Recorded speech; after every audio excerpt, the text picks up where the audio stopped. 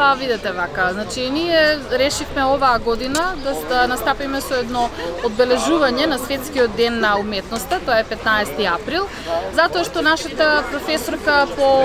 ликовна уметност Пала Јовановска, таа имаше идеја да се постават штафелаи овде во дворот и тука учениците, основците да ја покажат својот талент. Можеме да кажеме дека низ годините од 2012 година поточно наваму се одбележува Светскиот ден на уметноста и можеме да кажеме дека тоа е едно креативно чувство на секој еден ученик кој што сака да ја искаже својата креација низ уметничка своја креација. Дали учениците нешто научија повеќе за Светскиот ден на уметноста пред почетокот на настава? Така е, да. Секако дека научивме нешто, научивме дека овој ден е посветен на големиот великан Леонардо да Винчи, затоа што цел свет се согласил од 2012 година па наваму овој ден да се одбележува во негова чест, затоа што тој бил не само сликар, астроном,